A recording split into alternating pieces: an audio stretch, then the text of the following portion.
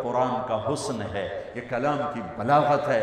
ہماری بدقسمتی ہے کہ ہم قرآن کے حسن کو نہیں پہچانتے، ہم اس حد تک نہیں پہنچتے جہد کر کے کہ قرآن کا حسن دیکھ سکیں، تو اس پر پردہ ہی پڑا رہتا ہے۔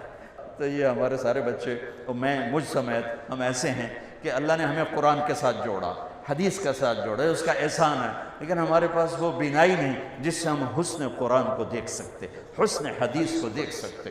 میرے نبی عبداللہ بن سلام، پہلا دن ہے جمعہ کا، اور میرے نبی بنو سالم کے محلے میں جمعہ کی نماز پڑھانے کے لیے خطبہ دے رہے ہیں، اور وہ آ کر سننا چاہتے ہیں یہ نبی کیا کہتا ہے۔ تو آپ کا ایک جملہ اس میں ہے، اطعموا الطعام وافشوا السلام وصلوا الارحام وصلوا باللیل والناس نیام تدخلوا الجنة بالسلام۔ کیا موسیقی ہے، کیا نغمہ ہے۔ تو عبداللہ بن سلام کہنے لگے یہ کلام صرف نبی کہہ سکتا ہے، اور کسی میں اتنی طاقت نہیں ہے کہ اتنا خوبصورت جامہ پہنا سکے الفاظ کا، یہی سچا نبی ہے۔ چند جملوں میں وہ پہچان گئے کہ یہ فصاحت، یہ کمال صرف نبی کو حاصل ہے، شاعروں کو نہیں ہے۔ سبع معلقہ، 7 بڑے شعراء کا کلام لٹکا ہوا تھا بیت اللہ میں، فیصلہ نہیں ہو رہا تھا کون سا کلام زیادہ فصیح ہے، 7 لٹکا دیے، اس سے بہتر آئے گا تو اس کو لٹکایا جائے گا۔ سال ہا سال گزر گئے، کوئی شاعر ایسا کلام نہیں کہہ سکا کہ ان کو اتارا جاتا۔ 7 شعراء کے قصیدے، اس میں ایک شاعر لبید کو ایمان ملا رضی اللہ تعالی عنہ، باقی 6 کفر میں مر گئے۔ تو جب میرے نبی پر قرآن اترنا شروع ہوا تو ایک اترا، دوسرا، تیسرا، چوتھا، 5واں، 6واں، 6 قصیدے اتر گئے کہ یہ کلام بہت طاقتور ہے۔ لوگوں نے کہا امرؤ القیس کی بہن سے، وہ تو مر گیا تھا، بہن زندہ تھی، کہ تو بھی اتار دے، دیکھتی نہیں ہے محمد پہ کیسا کلام آ رہا ہے۔ وہ کہنے لگی ابھی میرے بھائی جیسا کلام نہیں آیا، جب آئے گا تو اتار دوں گی۔ پھر ایک آیت اتری سورہ ہود کی۔ قرآن سارا بہت فصیح ہے، اور پورے قرآن کی افصح آیت فی القرآن، قرآن کی سب سے فصیح آیت 19 الفاظ اور 21 اقسام بلاغت، 19 الفاظ اور 21 اقسام بلاغت۔ یا علامہ طنطاوی رحمۃ اللہ علیہ نے اپنی تفسیر میں ان سب کو ذکر کیا ایک ایک کر کے کہ اس 19 الفاظ میں 21 اقسام بلاغت ہیں جو انسان کے بس کی بات نہیں ہے۔ وَقِيلَ يَا أَرْضُ ابْلَعِي مَاءَكِ وَيَا سَمَاءُ أَقْلِعِي وَغِيضَ الْمَاءِ وَقُضِيَ الْأَمْرُ وَاسْتَوَتْ عَلَى الْجُودِيِّ وَقِيلَ بُعْدًا لِلْقَوْمِ الظَّالِمِينَ۔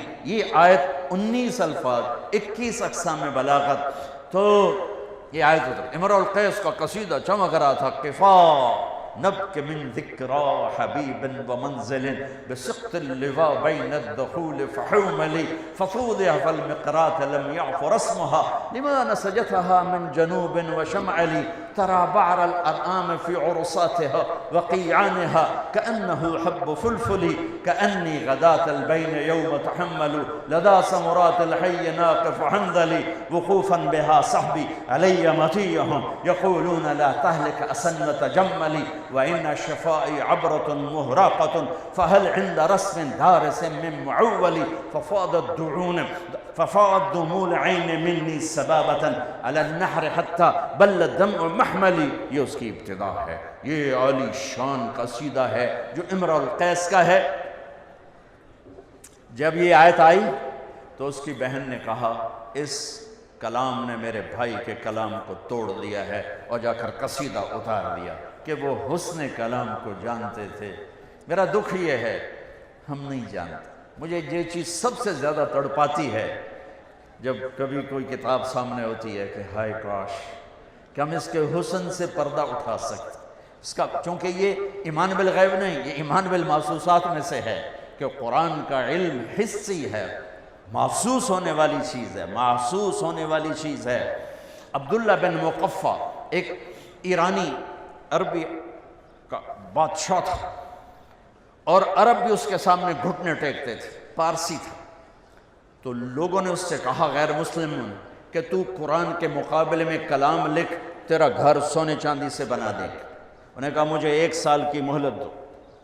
1 سال وہ بندہ صرف ضرورت کے لیے گھر سے نکلتا ہے اور سارا سال بیٹھ کے کلام لکھ رہا ہے، کلام لکھ رہا ہے، کلام، حتیٰ کہ 1 سال کے بعد وہ تیار کر کے کہتا ہے یہ کلام مسلمانوں کی کتاب کے برابر ہو گیا ہے۔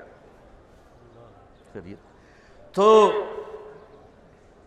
اب وہ لکھ کے باہر نکلتا ہے، پہلا دن ہے آج، وہ تھوڑا سا آزاد ہو کے باہر نکل رہا ہے کہ میں آج مسلمانوں کا مقابلہ کر چھڑے ہے۔ گلی سے گزرتا ہے، گلیاں تنگ ہیں، ایک گلی میں گھر کی کھڑکی کھلی ہوئی ہے اور اس کھڑکی کی طرف منہ کر کے ایک بچی قرآن پڑھ رہی ہے۔ جب اللہ کسی کو ہدایت دیتا ہے، اب یہ یوں گزرا اور یہاں سے اس کو آواز آئی اس بچی کی تلاوت کی، قیل یا ارض ابلعی ماءک وَيَا سَمَاءُ أَقْلِعِ وَغِيضَ الْمَاءُ وَقُضِيَ الْأَمْرُ وَاسْتَوَتْ عَلَى الْجُودِيِّ وَقِيلَ بُعْدًا لِلْقَوْمِ الظَّالِمِينَ۔ تو ایسے کانپنے لگا، کہنے لگا یا صفا، ہائے مر گیا، میرے 1 سال کی محنت کو یہ چند جملے کھا گئے، یہ چند جملے کھا گئے۔ واپس گیا، پھاڑ کے آگ میں ڈال کے کہنے لگا لا الہ الا اللہ محمد رسول اللہ۔